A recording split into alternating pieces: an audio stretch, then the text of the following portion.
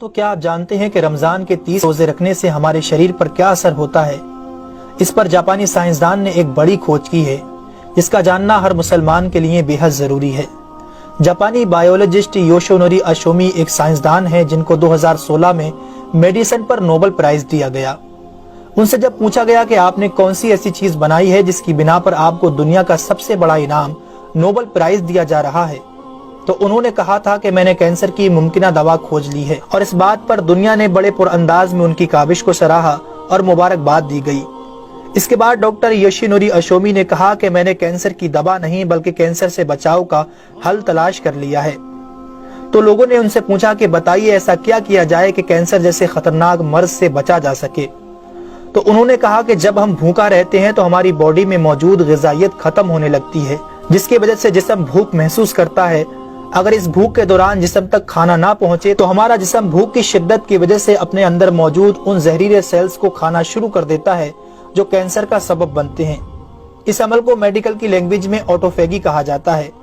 اگر آپ چاہتے ہیں کہ آپ کا جسم ایسے بیمار سیل سے پاک ہو تو آپ کو بھوکا رہنا چاہیے۔ جب ایسے سیلز مرنا شروع کر دیتے ہیں تو کینسر کا پرسنٹیج کم ہو جاتا ہے۔ اس کے بعد جاپانی سائنسدان سے پوچھا گیا کہ انسان کو سال بھر میں کتنے دن بھوکا رہنا چاہیے کہ اس میں کینسر نہ پایا جائے؟ تو انہوں نے کہا کہ اگر 20 سے 25 دن کم سے کم اور 9 سے 10 گھنٹے بھوکا رہا جائے تو اس کی باڈی ایسے تمام زہریلے سیلز کو کھا جائے گی اور اس میں کینسر نہیں ہوگا۔ اے میرے پیارے رب کریم، آج ہمیں سمجھ آیا کہ مومن پر روزے کیوں فرض کیے گئے، اور آج مجھے اس احادیث پاک کی بھی سمجھ آ گئی جس میں آپ صلی اللہ علیہ وسلم نے فرمایا کہ ہر شے کی زکوٰۃ ہے اور جسم کی زکوٰۃ روزہ ہے۔ سبحان اللہ! میں قربان جاؤں ایسے سچے دین پر جس نے عبادت کے اندر بھی بیماریوں کا علاج رکھا ہے۔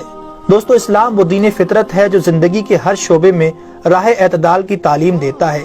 اس لیے آج نہ صرف مغرب میں زیادہ کھانے کو ناپسند کیا جاتا ہے بلکہ اسے انسانی صحت کے لیے بھی نقصان دہ سمجھا جاتا ہے۔ اللہ تعالیٰ نے اپنے پیارے محبوب حضرت محمد صلی اللہ علیہ وسلم پر وحی نازل فرمائی، کھاؤ پیو اور حد سے نہ بڑھو، بے شک وہ حد سے بڑھنے والوں کو پسند نہیں فرماتا۔ اس کے علاوہ حضرت ابو ہریرہ رضی اللہ تعالیٰ عنہ سے روایت ہے کہ رسول اکرم صلی اللہ علیہ وسلم نے ارشاد فرمایا، کھاؤ پیو اور پہنو اور خیرات کرو بغیر فضول خرچی اور تکبر کیے۔